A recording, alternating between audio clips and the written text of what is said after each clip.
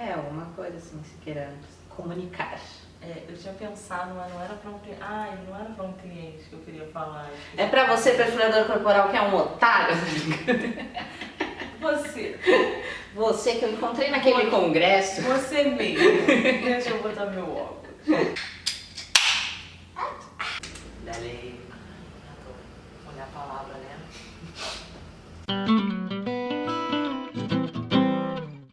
E aí, seus lindos, tudo belezinha? Eu espero que sim. A gente tá aqui no Plataforma Celeste, que é meu canal no YouTube. E hoje eu tô trazendo uma pessoa que eu admiro muito, aquele quadro maravilhoso que a gente chama de Chá com Kami-sama.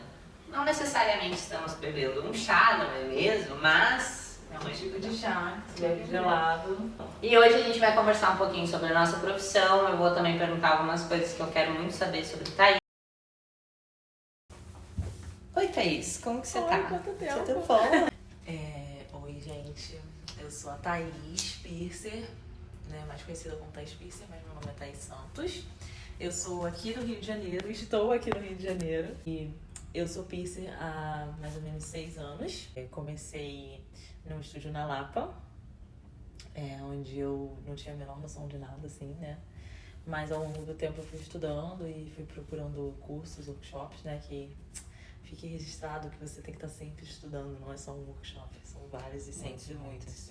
Você tem uma frequência que você costuma marcar pra estudar? Desses 6 anos pra cá, você tipo, 6 anos eu comecei com um curso, depois fiz depois de um outro, ou você ficou um tempo sem fazer também? Como que foi essa estrutura de estudo mesmo ao longo desse período?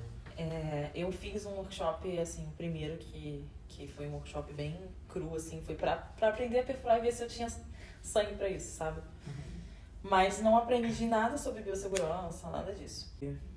Nesse tempo, eu trabalhava com piercing e também trabalhava em shopping, né? Porque nem sempre eu vivi só do piercing, infelizmente. Então, eu trabalhava em shopping e trabalhava também no estúdio. Daí eu fiz o curso e fui pro Tatuíque, né? E daí eu perfurei muitas pessoas lá. Mas eu sempre tive uma noção de que eu precisava fazer a parada certa, sabe? Eu sempre via aquilo ali como saúde e tal. Por quê, né? Eu antes do piercing, eu fiz radiologia. Então eu estudei a área, uma certa parte da área ali da saúde, que é a radiologia, onde eu aprendi a calçar um estéreo, tirar e colocar avental, né? Onde eu aprendi a socorrer ali o meu paciente, aqui no caso o meu cliente. Então a minha base de anatomia veio muito da radiologia. Então você já tinha uma boa orientação, digamos assim, tinha uma ideia do que você queria trilhar, ou que você tinha que estudar, alguma coisa assim? Sim, eu tinha noção, que é o que eu sempre me preocupei, me preocupo até hoje, sobre a biossegurança, né? Eu tinha noção de que não era só perfurar. Mas tem muitas coisas que a gente vai aprendendo e estudando. E vivendo o piercing. Fiquei trabalhando com piercing e em loja. E nesse período eu não fiz outros cursos. Isso foi em 2017. Porque eu tinha que trabalhar em shopping, então eu não tinha... o piercing também não era o meu foco principal. Até porque eu não tinha muito ainda aquela visão de que o piercing me sustentaria, sabe? E, né, eu morava sozinha, precisava me sustentar, então o piercing era um extra ali, né? Em que momento você sentiu que o piercing poderia ser essa possibilidade, ou que ele já estava fluindo dessa forma de tipo, rolê de sustento mesmo, assim, de então, isso pode ser a minha profissão? Eu antes de ter aqui, né, eu rodei um pouco. Então eu fui conquistando clientes de todos os lugares. E aí eu fui entendendo que eu podia viver daquilo. Mas é uma questão de você realmente de não ter medo, sabe? Eu sou uma pessoa que geralmente eu me decido e tipo, mano. E assim, foi ficando tão ruim trabalhar em estúdios terceirizados por conta da falta de biossegurança de alguns, por conta da falta de investimento no profissional, né? Que eu entendi que eu precisava ter o meu, já que eu queria fazer da maneira certa. Então eu decidi que eu precisava realmente ter meu espaço. Mas isso veio aqui, né, de 3 anos pra cá. Que a sala tem 2 anos, 3 anos pra cá foi quando eu decidi que eu realmente precisava, né, mudar isso. E eu vim de coisas diferentes. No meu primeiro lugar que eu trabalhei, sempre foi porcentagem, né? Mas aí depois eu fui trabalhar num outro estúdio onde eu era também recepcionista, então era aquela dupla função. E né? sempre, né? Eu acho que não sei se você sente assim, mas é como se o piercing ele é tão desvalorizado que é tipo assim, é comum essa segunda ocupação, né? Tanto que eu pelo menos escuto muito, eu acredito que você também escute ainda hoje, que é tipo, mas você é só piercer, né? Tipo, como se isso não envolvesse um puta trabalho, assim, né? Então, tipo... Exatamente. Não, aí você tá vontade de falar, não sou só piercer, sou fotógrafa também, tá? Marqueteira, inclusive, gente, muito a aprender, muito a aprender. Eu sou tipo, porra. E aí eu fiquei esse primeiro ano ali, fiz só esse workshop, e aí em 2019 eu decidi fazer mais um workshop que foi voltado pra microdermal e surface e agulha americana, foi onde eu comecei a trabalhar com agulha americana, com um piercer que eu gosto muito dele e considero muito ele. Ele também é tatuador, tanto pela energia, assim, a vibe dele, né, que é o Barriga. E ele me ensinou... Ai, Barriga é tudo, né? Barriga, ele salve ficou no pra mamilo, você. né? Eu amo Barriga. E aí ele me deu o workshop. Foi onde eu aprendi a fazer surface, onde eu aprendi a manipular a agulha americana. E ele foi o primeiro piercer que eu vi usando a agulha americana. E eu falei, mano, que foda isso. Tipo, e ele já tinha 12 anos de profissão nessa época. Eu fiz esse outro workshop e decidi que eu tinha que fazer um workshop por ano. Daí veio a pandemia. Quer dizer, antes da pandemia eu já tava trampando nesse outro estúdio que era...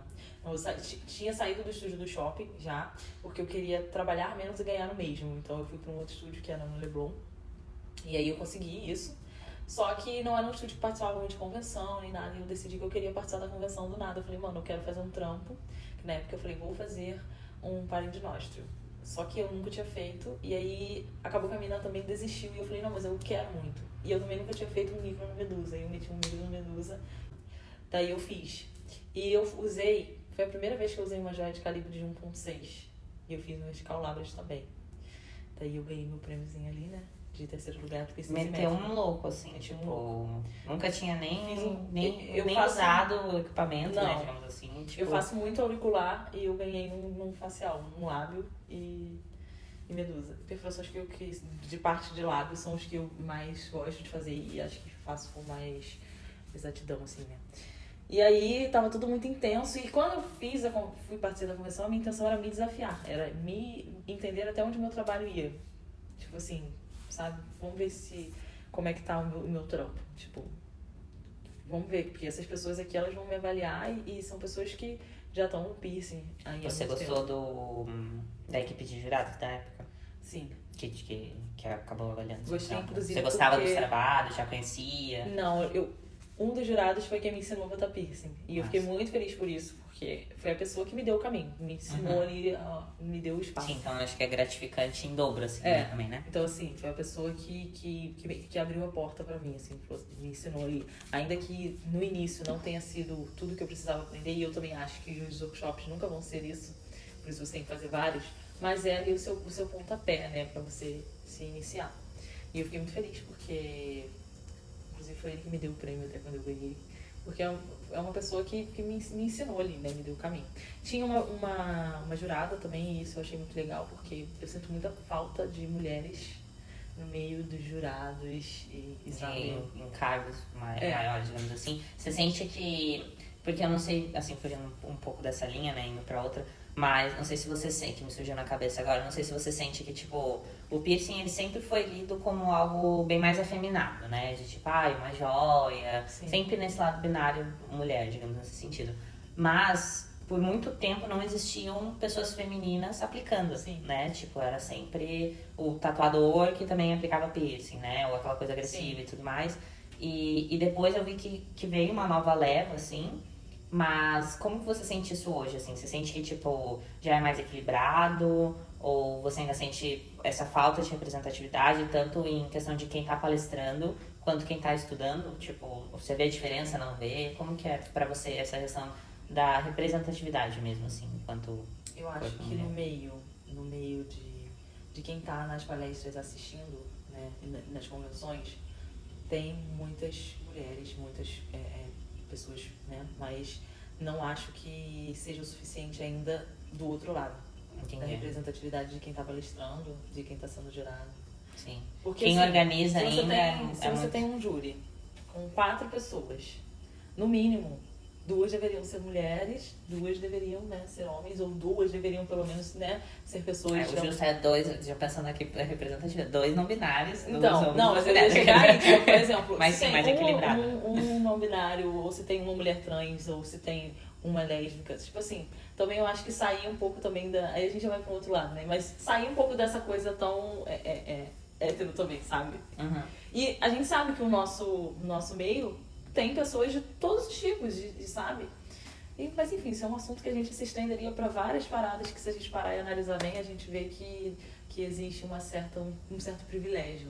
Porque é o que eu visualizo, assim, ainda majoritariamente ele ainda é um meio masculino, principalmente de quem escolhe, quem vai dar workshop, quem não vai, quem faz o evento, quem não faz, sabe? Tipo, ainda vejo, tipo, da minha visão que é bem... Bom, nem vou falar sobre corpos trans no geral, mas assim, se a gente for usar da binariedade, tipo, de que mulheres não aparecem na cena ainda tanto, não. Assim, né? E isso falando de um rolê cis, porque pessoas trans eu vejo menos ainda, assim, né? Tipo, menos. Sim, eu acho que isso vai para vários caminhos, assim. Não acho que seja só essa questão de mulheres, pessoas não binárias, ou... Eu acho que é um pouco ainda heterossexualizado o meio, sabe? Eu, inclusive, me sentia muito incomodada em alguns estúdios que eu trabalhei por ser um ambiente muito masculinizado. Sim. Mulher lésbica e achar que eu tenho o mesmo pensamento de um cara hétero. Sim. E ouvir determinadas coisas que eu não tinha que ouvir, sabe? Esse posicionamento. Então, eu tento muito aqui no estúdio ter um espaço que seja acolhedor e acessível. Claro que eu tô aprendendo a todo momento, sabe? E eu quero mais aprender mesmo. Então, assim, eu quero que as pessoas que entrem aqui, independente de que cor que essa pessoa seja, de qual gênero que essa pessoa seja, eu quero só que ela entre aqui e se sinta segura tanto no procedimento quanto segura no acolhimento, sabe? Porque é muito difícil eu como mulher, como mulher me sentir meio que assim, como é que é a palavra? Você entra num Uber e você se sente meio coagida só porque você tá no Uber com um homem, sabe? Então, essas sensações eu não quero que as pessoas tenham, sabe? E tenho relatos de clientes, não tô dizendo que perfuradores não são bons, gente. Perfuradores, homens ou não, perfuradores, são pessoas que vão ser profissionais incríveis. Mas infelizmente, você provavelmente já pegou cliente que chegou relatando de dificuldade que teve com perfuração, porque o cara não soube atender, porque o cara, sabe, se sentiu invadida, ou não teve nem a sensibilidade de fazer a parada. E sensibilidade não tem nada a ver com ser homem, mulher, não tem nada a ver com gênero, não tem nada a ver com... É sensibilidade, você vai ser sensível, é uma característica do ser humano. Isso que eu vejo, tipo, pra mim é muito sobre as pessoas, tipo, independente do gênero e tal. Só que infelizmente é mais comum acabar acontecendo com homem hétero cis, né? Sim. E o que eu tava falando também nessa questão de, tipo, a gente vem de uma geração que o piercing, ele era muito realizado naquele estúdio, caveira, roqueiro, e muitas músicas. E tipo, barbão. Isso vinha junto com todo um combo, porque daí o atendimento era assim também, né, e tudo mais. Então, eu vejo uma mudança, mas ainda sinto que é muito pequena, porque é isso. Pode ser que a gente não esteja mais nesse momento de super agressividade. O que eu enxergo hoje é que existe uma falsidade nisso, sabe? Tipo, não, a gente tá melhorzinho e tal, mas na verdade são, tipo, como só se esses mesmos homens estivessem usando a unha pintada agora pra dizer que eles são mais inclusivos. Né? É tipo um isso, então, tipo assim, não vejo isso no dia a dia mesmo, porque é isso. A gente ainda não vê uma quantidade grande de mulheres dando palestra, saca? E daí, não sei você, a sensação que eu tinha quando eu entrei pra modificação corporal era muito de que ia ser um ambiente super acolhedor, que a gente não ia ter um debate, tipo, sobre gênero, porque era uma coisa que, tipo assim, não é o que se debater, simplesmente está aí, sabe? E daí você vê que não é bem assim, porque são pessoas, então, e pessoas têm essas questões independente do que... independente do que elas trabalham, entendeu? Então, tipo assim, isso também tem aquela questão complexo, do... né? Você entra num lugar, a pessoa acha que você é tatuadora, né? Aí você fala, não sou tatuadora, sou piercer. E aí sempre vem a pergunta mas você faz todos os piercings? Então o cara sempre quer chegar naquele lugar que você não sabe, porque você é profissional, sabe? Você não vê, não entra uma médica, sei lá, ou sei lá, o cara pega motorista pega uma ginecologista. Ele não vai perguntar pra ela, nossa, você deve ver vários. Sabe? Mas você atende ovário policístico também? Porque ou só, eu acho que eles não entendem que é uma profissão, tá ligado? Tipo assim, e aí eles sempre vêm com as perguntinhas, você só faz piercing. No caso, só essas, mais de 30 perfurações, assim, que você pode fazer só na orelha, sabe? Então, tipo... Porque é isso, mesmo que eu diga, por exemplo, assim, eu só faço piercing no septo, digamos assim, eu só trabalho com piercing no septo. Não existe a possibilidade de você ser muito foda naquilo que você faz e realmente trabalhar com isso te bancar e fazer as coisas acontecerem. Sempre escutei uma dúvida de tipo, putz, como que você consegue viajar trampando com isso? Ou como que você tá vivendo com isso? Tipo, isso é impossível, sabe? Tipo assim, você no mínimo deveria ter uma outra profissão, assim. Eu ficava tipo, mas gente, mal trabalho. Porque tipo, eu faço um monte de coisa. O trampo é uma coisa e não tem a ver com gênero, com nada, né? Mas isso já vem de outras vertentes aí, né? Até a tatu mesmo, que sempre foi muito marginalizada, né? E hoje ela é mais tida como playboyzada, né? Você acha que quem tem tatuagem é playboy. E, tipo, na real também não é isso. Até porque a gente, pelo menos assim, no meu meio, a maioria das pessoas que tem o corpo fechado são da área. Sim. Trampam com isso. É muito difícil visualizar alguém que não trampa com isso e tem o corpo fechado, sabe? Porque é diferente, assim.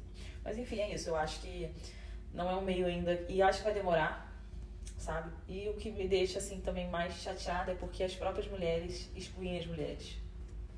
E eu falo de mulheres porque são realmente as mulheres cisgêneras que excluem as mulheres. E excluem as mulheres trans e excluem as mulheres cisgêneras. As mulheres, elas têm uma competitividade absurda. E inexplicável, né? Porque se fosse todo assim, mundo se juntasse... Se uma entra, pra ela puxar a outra, entendeu? Porque isso acontece muito com o homem cis, né? Ele vai puxar o outro. Eles querem se juntar, eles querem estar ali. Existe uma vibe de broderagem, né? Exatamente. Tipo, por isso que eu prego muito essa vibe de, tipo assim, minorias, vamos lá, gente, vamos lá. Porque o que faria nossa firma aqui que tá fraca ainda. A gente tem que se juntar pra gente poder aparecer, entendeu? Que você chegou no piercing? Tipo assim, você tava trampando no shopping? Não, eu não tava trampando no shopping. Eu sempre trampei em shopping. Foi um relacionamento que eu tive. Eu namorei uma menina que era tatuadora. Daí eu sempre eu sempre fui uma pessoa que minha mãe sempre falou pra mim que eu era uma pessoa carniceira, porque tudo eu queria lá, ia pra sangue frio. Aí a minha mãe sempre falava e tal, e eu cheguei a furar até a orelha do meu irmão em casa, falei a minha, peço não façam isso, tá? Senão é tudo legal. E daí eu tive esse relacionamento e ela era tatuadora e a família dela era tatuadora, tinha estúdio e tal. E daí esse piercer veio pro Rio pra poder fazer esse workshop e aí eu fiz. E eu já queria, sabe? É uma coisa que eu acho que eu sempre nasci pra fazer alguma coisa que fosse em corpo. Tipo, você já olhava a galera com piercing, tinha uma certa curiosidade? Eu já tinha piercing, eu já usava piercing. Qual foi o seu primeiro piercing? Em que idade? Meu primeiro piercing, bom... Tudo bem. Peraí. Não, mas tudo bem. Não façam isso em casa. A gente já aprendeu como que é a melhor maneira de fazer e tudo mais. Não tem problema. Pode expor. Meu primeiro piercing, que nem dá pra chamar de piercing. Eu tinha 14 anos e eu furei no colégio com a minha amiga com brinco assim, peguei um óculos. Pá! Minha orelha tá aqui, gente. Não sei como, mas tá. Deus me ama. Eu sou uma pessoa ungida. Agora, o piercing certo, eu fiz no estúdio. Eu fiz o Hulk. Que na época ninguém tinha. Tinha uma série na TV. Que era num canal desses fechados aí, que eu nem me lembro qual que era agora. Eram de 3 amigas e eu falei, eu quero esse piercing. E aí eu fui no estúdio, no shopping que eu trabalhava numa loja, não era o estúdio ainda. Fui nesse estúdio e furei, que foi o Hulk, que foi o meu primeiro piercing. Certo, depois eu fiz o Tracos. E aí foi indo. Eu sempre tive a intenção de fazer algo que fosse voltado pro corpo. No ensino médio eu pensava, quero fazer educação física. E assim, tanto que você foi parar na radioterapia. Na radiologia. Radiologia. Mas eu queria muito, assim, acho que nem existe radioterapia. Existe. Existe fontes minha cabeça. Radioterapia, eu acho que esse é o de câncer. Mas eu queria fazer medicina, era o que eu queria fazer. Então, assim, eu fiz ENEM, aí eu tentei pra nutrição, pra enfermagem. Mas aí depois eu vi que eu também não queria viver aquela realidade do hospital, que é uma coisa, sabe?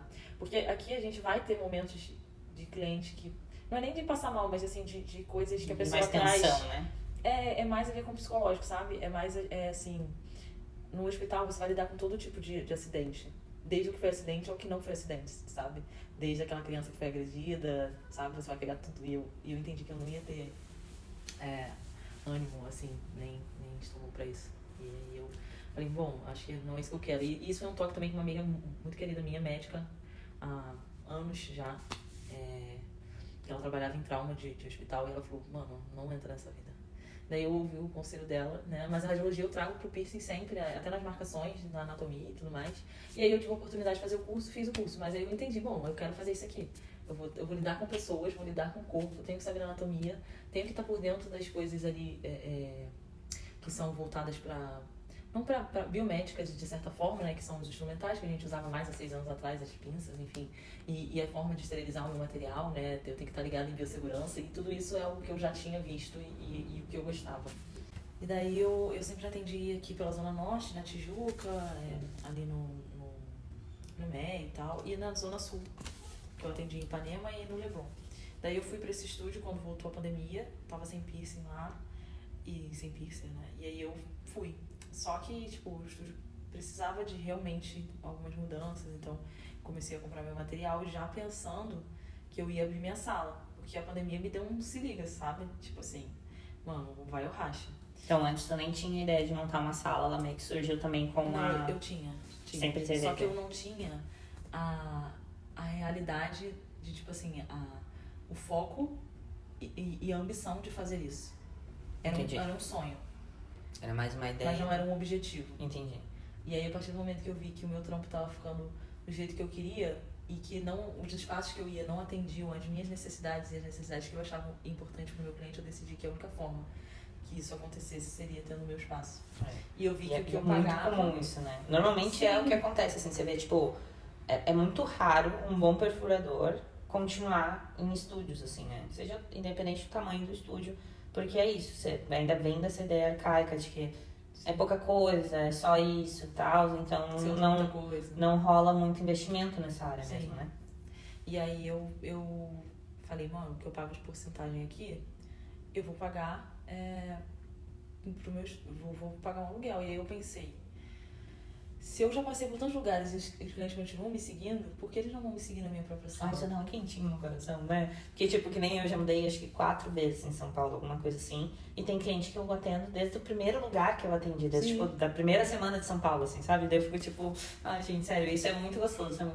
Porque é você observar o quanto as pessoas realmente gostam do seu atendimento, né? Tipo, não só, claro que a execução do trabalho, né? Mas tudo que envolve o seu trabalho. Isso é uma também, dificuldade né? para dono de estúdio, achar que você tá levando o cliente dele. Porque a loja dele que faz o cliente estar ali, não é. São os profissionais também dentro, profissional. né? Que acho que o que compõe o estúdio é justamente a equipe, né? Então, Sim, se não tem uma equipe massa, certeza. não é só porque você tem um estúdio. É claro que existe uma porcentagem da galera que vai só por conta do nome do estúdio, né? A gente vê muito isso em estúdios que são muito grandes há muito tempo, assim. Mas é uma coisa meio monarca, assim, ainda, né? Que é tipo assim... E são pouquíssimas pessoas que vão só por conta disso. Agora, o restante vai mais pelo profissional, né? Essa foi uma das coisas que me fez pensar que, tipo assim, não, eu vou conseguir. Só que empreender é uma parada muito louca, né? Como tem sido isso pra você? Você, mano, mó empresária business, vocês não estão ligadas. Essa mulher aqui, ó, só voa. E eu descobri isso a partir de um livro, tá, gente? Que eu comecei a ler pra entender o que estava acontecendo. Porque ninguém te dá um manual de empreender, né? Ninguém te dá um manual de porra nenhuma, na verdade. Você vai viver, tipo assim, ninguém te dá um manual de nada. Tu vai metendo a cara e vai indo. Eu peguei e comecei a entender que tudo que tava acontecendo, altos e baixos, tipo assim, é o bagulho, sabe? Claro, se você não tá no negativo, você tá no caminho. Agora, se você não consegue nem pagar as contas, aí não dá. Não é o caminho. E eu sou uma pessoa que eu tenho muitas ideias, sabe? Isso é uma coisa do empreendedor. O empreendedor, ele tem muitas ideias, ele executa muitas ideias e ele consegue delegar as ideias, sabe? Então, eu descobri que eu nasci pra empreender mesmo. Que eu não nasci pra, tipo... Não que eu não tenha nascido pra ter um superior, não é isso. Mas eu nasci pra, tipo assim, pra fazer coisas, sabe? Então, tipo assim, eu sou super feliz com o espaço. Acho que eu tô conseguindo os objetivos. Façam terapia porque te ajuda muito. Tem que estar ali. E tenham pessoas ao seu lado que se fechem com você, tipo, sabe? Que acreditem em você. Isso é interessante. Você sente que, tipo assim, você tem essa rede de apoio. Você não sente que você faz as coisas só. Não. Por mais que seja muito solitário, né? Esse rolê no Não. geral. Mas, tipo, você sente que você tem pessoas que estão ali junto com você, fazendo isso acontecer. Porque é minha rede de apoio atualmente. Ah, não sei, É a minha não sei. namorada. Ah, gente, Ai, nunca vi mais para. boiolinha. Ela é Bonitinho muito demais. minha rede de apoio, porque ela tá sempre fechando comigo. E eu tenho mais amigas que eu falo das ideias, elas abraçam, sabe? E eu tenho também os meus amigos de São Paulo, né? Que você e aí, que são pessoas que eu, gente, vou até dar um zoom aqui na minha cara. São pessoas que eu sempre, assim, sabe quando você é fã, tipo assim, sou fã daquela pessoa, vou ver, nunca vou ser amigo dele. Aí você vira amigo, tipo assim, hoje eu zerei minha vida, gente. Hoje eu zerei minha vida. Fui perfurado. Então, você e aí eram duas pessoas que eu, tipo, caraca, gosto muito do trampo. E São Paulo é muito perto do Rio, mas São Paulo é muito aqui em relação à modificação corporal e o Rio é muito aqui. Aqui é tudo muito atrasado, sabe? E aí quando eu comecei a ter contato com vocês, eu falei, mano, não acredito. Eu tô aqui. Eu tô junto. Eu tô vivendo Nossa! isso. E isso também, né? Mais importante de tudo é que, tipo, a modificação, ela te une pessoas, junta pessoas, traz pessoas, né? E a gente faz amizades, né? Tipo, né? Que a gente tá aqui hoje, né? E isso é muito bom, porque eu sou uma pessoa que eu dou muito valor à amizade, sabe? Eu tenho poucos amigos, mas os amigos que eu tenho são longos, sabe? São amigos que eu quero realmente ser ali pra minha vida e sempre que eu puder ajudar, eu quero ajudar. Então, a modificação corporal, ela te dá esse lugar, sabe? Te proporciona isso. E eu sempre explico muito também pros clientes que nunca é só um piercing, porque todo piercing tem uma origem e ela precisa ser respeitada, sabe? Tudo vem de uma história, tem um lugar. Então, e eu sou uma pessoa, gente, que assim, a pessoa fala, eu já bato, tá, igual quando a pessoa fala de tatu blackout, mas isso é... Mano, a gente precisa entender de onde aquilo vem pra gente ter algum tipo de posicionamento, falar alguma coisa. Então, realmente, nunca é só um piercing, sabe? É, tipo, muito mais do que um piercing. E o piercing, ele vai te trazer a oportunidade de conhecer pessoas de outros lugares, histórias, povos, culturas. E isso é massa pra caramba, eu acho foda, né? Eu gosto muito. E é isso. Passando agora, o recado que eu dou é esse. Estude, não se desestimule, porque obstáculos vão sempre ter, vai sempre acontecer. Não se iludam que vocês vão entrar no estúdio e vai ter tudo que vocês precisam, porque não vai ter. Sendo bem sincera, o estúdio que seja de piercing, que o foco seja piercing, sabe? Porque realmente o estúdio voltado mais para tatuagem, ele tem mais esse movimento da tatuagem. Mas não se desestimulem e levem o seu conhecimento para dentro do estúdio de vocês. Questionem os donos de estúdio, mas por que isso, mas por que aquilo? Porque na minha cabeça, uma pessoa que é dona de estúdio, ainda que ele não seja artista, ele tem que entender e estudar aquilo que ele trabalha e aquilo que ele tem como negócio. Então não tem como tu ter um estúdio e não sentar e assistir uma palestrinha de biossegurança. E não querer fazer a transição do catéter para uma agulha americana, porque por questão de preço a gente sabe que não é. É uma falta de conhecimento. Então estudem e levem seus estudos para dentro do estúdio, mostrem isso pro dono do estúdio. Mano, vai juntando uma grana, tira um pouquinho que der, bota no cofrinho, vai comprando suas coisas, vai guardando, vai usando no estúdio. Foi assim que eu fiz, fui comprando analisador, fui comprando selador, coisas que eu não tinha no estúdio, né? Fui comprando até minha lata de lixo, eu falei literalmente. Então assim, quando eu saí do estúdio eu tinha o básico ali, sabe? E tá tudo bem se você não começar com a sua sala de esterilização fechada, se você não começar com a melhor maca. Se você tá fazendo o seu melhor e você tá fazendo de forma segura, mano, é isso. Porque nem todo mundo é herdeiro, então não vai dar pra você começar com o melhor. A gente quer começar, não com o melhor, mas com o que é assim, que a gente sabe que a gente tem que ter. Mas dentro das suas possibilidades, você vai conseguir fazer.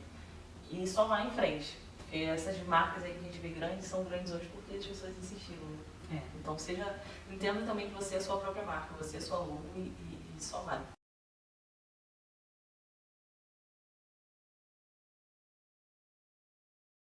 E assim, para o cliente, o recado que eu tenho para dar para o cliente é também estude o profissional.